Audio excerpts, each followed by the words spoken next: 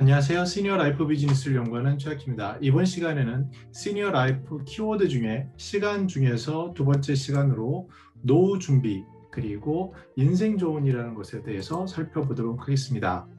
노후라는 것은요, 크게 전반적 노후 준비 그리고 경제적인 노후 준비로 구분해 볼 수 있습니다. 경제적 노후 준비라는 것은 노년 생활에 소요되는 자금을 공적 또는 사적 기재를 통해 장기적 차원에서 준비하는 것을 뜻합니다. 노후 준비라고 하면 일반적으로 경제적 노후 준비가 떠오를 만큼 굉장히 상당한 부분이라고 할 수 있죠. 근원적으로는 대부분의 경우 근로소득이라는 것이 단절 또는 축소되면서 또 나아가 건강 수명이 끝나가면서 발생하는 현금 흐름상의 사전 준비라고도 볼 수 있습니다. 전반적으로 노후 준비라고 했을 때는 노년기의 경제적 기회 구조에 대한 강조뿐만 아니라 건강, 인적 자본, 가족 및 사회관계, 여가 등에 대한 포괄적 준비를 뜻합니다. 국민연금 홈페이지에 보면요, 노후 준비 서비스라는 게 있고 여기에 자가진단 항목이라는 게 있습니다. 이 자가진단 항목을 보면 사회적인 관계, 또 건강한 생활 습관, 여가 활동, 소득과 자산이라는 것으로 구성되어 있는데 이 구분이 가장 대표적인 노후 준비의 영역이라고 우리는 볼 수 있을 것 같습니다. 노후 준비에 대해서 한국리서치의 정기조사 2019년 조사를 보면요, 노후에 대해 어떤 인식이 있는지를 엿볼 수 있습니다. 먼저 노후 준비의 중요한 것으로 경제적 여유와 건강관리가 중요하다고 꼽히는데요. 이 둘을 합치면 전체 중요도가 100점 만점이라고 했을 때 73점을 차지합니다. 반면에 어느 정도 준비가 됐냐 보면 사회활동, 여가활동, 경제적 여유, 건강관리 순으로 건강관리가 가장 크게 준비되어 있다라고 응답되어 있습니다.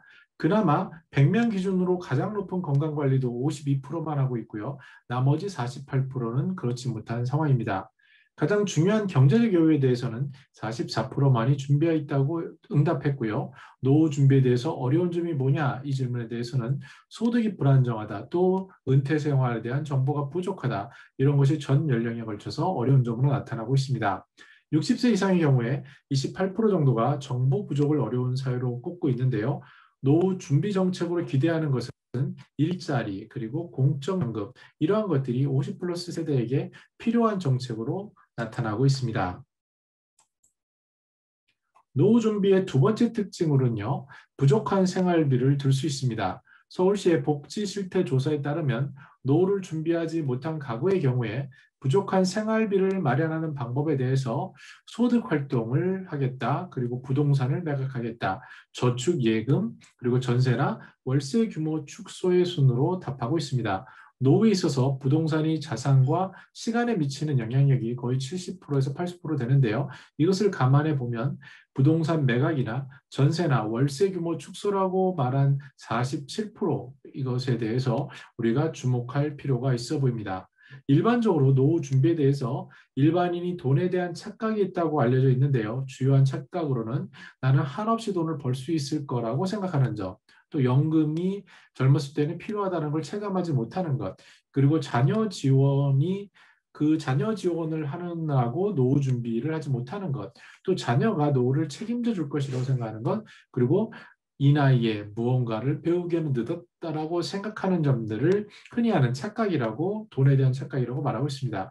최근에 노후 전문가들을 통해서 자녀 교육비에 대한 과도한 비중을 줄이라는 조언은 어느 유튜브를 보거나 이런 것들을 보더라도 쉽게 볼 수 있고, 주변 시니어들의 사례들을 통해서 이전보다는 많이 바뀌고 있지만 현실 속에서는 여전히 자녀 지원과 관련된 잡음이 지속되고 있습니다.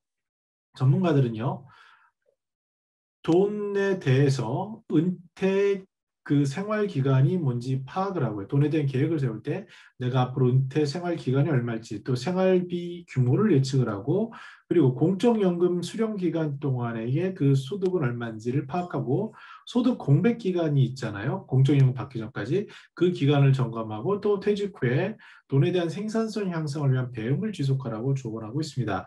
노후에 있어서 부족한 생활비를 채울 수 있는 해법에 대해서 안정적인 일자리, 또 일거리, 이거와 함께 진지하게 개인적인 차원에서 현금 흐름을 어떻게 창출할 것인가, 여기에 대한 학습, 이런 필요성이 더욱더 커지고 있다라고 말씀드릴 수 있습니다. 노후 준비에 대한 교육 프로그램도 공공기관이나 민간기관 중심으로 등장하고 있는데요. 가장 대표적인 프로그램은 크게 노후 소득 보장, 재무 설계, 노후 건강, 개인 및 여가 활동, 그리고 노후 준비 실천으로 구성되는 것을 알 수 있습니다. 점차 이론, 그리고 금융기관에서 바라보는 이러한 재테크, 이거에서 벗어나서 실생활하는 시니어 관점에서 현장에서 접목할 수 있는 꿀팁들이 더욱 늘어나야 되고 또 늘어나고 있습니다.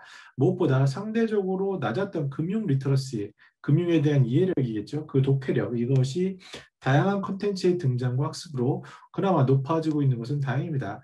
당장 유튜브만 보더라도 요새 동학개미니, 서학개미니 이런 분들이 보는 콘텐츠 뭐 3프로 TV라든지 박준호 TV라든지 이러한 것들을 보면 굉장한 지식들을 쌓고 있어서 예전에는 상상도 못하는 그러한 기관 투자자들이 받는 정보들을 우리는 손쉽게 볼 수 있고 학습을 할 수 있습니다. 다만 노후 생활에 있어서는요. 리스크 그것이 굉장히 중요한데 리스크에 대한 노출을 최소화할 수 있는 어떠한 자산 포트폴리오 이것에 대한 그런 컨텐츠를 통해 균형을 잡아보는 것은 조금 더 우리가 보완할 부분이 아닌가라고 생각을 해볼 수 있습니다. 네, 그러면 사례를 살펴보면요. 노후 준비의 실제 현장 속 사례들 중에 먼저 공공 영역에서 볼 것은 노후 준비 지원법이라는 것이 있습니다.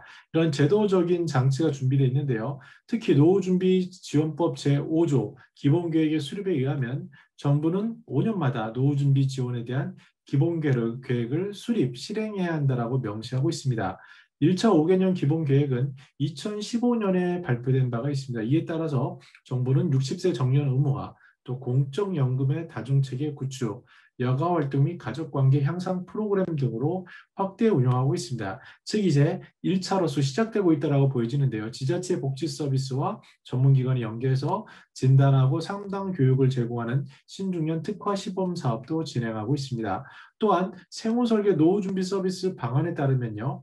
50대는 자녀 지원, 과 노후 준비의 균형을 갖추는 것, 그리고 두 번째는 노후 자금을 확보하는 방법, 세 번째는 재무뿐만 아니라 비재무 균형에 대한 정책 초점을 두고 있는데요. 말씀드린 이 세 가지, 자녀 지원과 노후 준비의 균형을 잡는 것, 즉 적절하게 자녀 지원을 하는 것, 그리고 노후 자금을 어떻게 다양하게 확보할지, 그리고 재무적인 것 외에 비재무의 균형, 이런 것들은 너무나도 시니어 라이프에 있어서 중요한 그런 관점이라고 말씀드릴 수 있겠습니다. 두 번째로 노후 연착륙을 시도하는 시니어들이 늘고 있는데요. 우리말에 사부작이라는 낱말이 있습니다. 별로 힘들이지 않고 계속 가볍게 행동하다는 뜻인데요. 퇴근 후에 주말, 휴가 등 활용할 시간은 많습니다. 사부작거리며 쉬운 것부터 하나씩 해보는데 노후 준비 부담이 훨씬 가벼워질 것이라고 말하고 이것이 노후 연착륙의 비결이라고 전문가들은 얘기합니다. 제가 아는 지인들도 보면요. 은퇴를 앞둔 10년 전부터 하나씩 노후 준비를 실행하고 있는 분이 계십니다. 처음에는 가볍게 비영리 단체에 참석해 교육을 듣는 것으로 시작했고요. 횟수를 거듭하면서 실패한 사례들이 나타났습니다. 그 실패한 사례들의 일례는 풍광도 좋고 자연환경이 좋은 지방에 귀촌을 하려고 그것을 준비했는데 실제로 시간이 지나면서 이것을 수정했어요. 그래서 어떻게 하냐면 도심 속에서 도시농부를 체험하고 계신데요.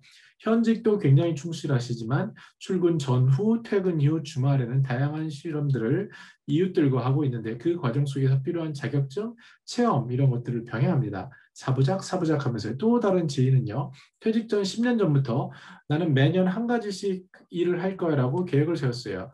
올해는 새로운 악기를 배워볼 거야. 또는 다양한 분야의 사람들과 점심을 해볼 거야. 이렇게 준비를 하셨는데 그에게는 은퇴 이후에도 이전과 크게 달라진 점은 제가 보기엔 없어 보입니다. 물론 은퇴 전에 멋진 계급장 또 높은 소득 이것은 변했겠지만 소소한 일상을 준비된 흐름 속에서 연계해 현재도 평생 현역으로 준비하고 지내고 계신 모습은 후배들에게도 굉장히 그 모범이 되고 있습니다. 노후 준비하면서 인생 조언이라는 키워드가 또 동시에 떠오르죠. 먼저 노후를 보내고 있는 선배 시니어들의 조언은 귀담아 볼 만한데요. 저는 5가지를 꼽았습니다. 주로 이제 제가 활동하는 사단법인 시니어 라이프 속에 그 선배님들이 말씀해 주시는 것 중에 꼽아봤는데요. 첫 번째는 그 오스카 수상으로 빛난 윤여정 그 배우님도 얘기하셨죠. 69세 때 한 말인데 내 나이가 처음이에요. 라는 명언을 제게 남겼는데 정말 처음 살아보는 것처럼 도전하고 설레며 살아가는 시니어가 늘고 있습니다. 또한 지인 선배님은 창가의 달빛을 보며 감사한다. 이렇게 고백하는데 소확행이라고 하죠. 작지만 확실한 행복에 대한 연륜이 깊은 시니어는 감사하고 즐기는 법을 알고 있습니다. 또 한 분은 건강을 챙기는데요. 40대 후반에 시작한 작은 출발이 70대까지도 이어지고 있습니다. 아침 명상, 달리기, 홈피트니스 누구보다 보기에 다부지고 매일 아침 개운하고 활력 있는 아침을 맞이하는데 강조하다시피 이렇게 건강에 투자한 시간은 의료비라는 것이 들이지 않고 보다 더 활력 있는 삶을 주고 또 건강한 시간을 확보하기 때문에 너무나도 소중한 기본기이자 투자라고 말씀드릴 수 있겠습니다. 또한 조언은요. 나이가 들수록 소중한 사람에게 귀한 선물을 하라는 조언이 귀에 쏙쏙 들어갑니다. 바로 다양한 사람들과 인간관계를 맺고 살다 보면 그 여러 가지 시행착오들도 있지 않습니까? 근데 인생의 마지막이나 이런 순간에 보면 인생에서 가장 소중한 존재가 누군지 알게 됩니다. 그분들은 아마도 가족일 것이고 배우자일 것이고 손자녀일 수 있고 또는 가치를 같이 하는 가치 공동체일 수 있습니다. 정말로 소중한 이야기는 귀한 선물을 하자라는 조언이 제가 영향이 되고 능력이 된다면 그렇게 하고 싶은 마음을 갖게 합니다. 끝으로 향기를 가진 열정으로 무언가를 세상에 남기려는 선배 시니어들을 볼 수 있는데요. 사랑하는 이들에게 더 나은 것을 남기려고 웰다잉을 준비하고 실천하는 그런 모습을 조언으로 주고 있습니다. 이런 분들은 하루하루가 굉장히 설레고 그 행복한 그런 것이라고 말씀드릴 수 있겠습니다. 노후 준비가 시니어 라이프 시간에 주는 의미는 크게 세 가지인데요. 먼저 미리미리 노후 준비를 시작하라는 것입니다. 그것이 비단 부담스러운 돈을 모으고 쌓으라는 것에 방점이 있지 않습니다. 오히려 평생 꾸준히 흐를 수 있는 균형 잡힌 삶을 준비하라는 겁니다. 가급적 퇴직 5년 전부터 하면 좋겠지만 이용 늦었다고 생각하는 분도 퇴직 이후라도 준비를 할 게 필요한데요. 최소한 3년의 준비 과정을 마치고 은퇴 후 새로운 삶을 살라고 전문가들은 조언합니다.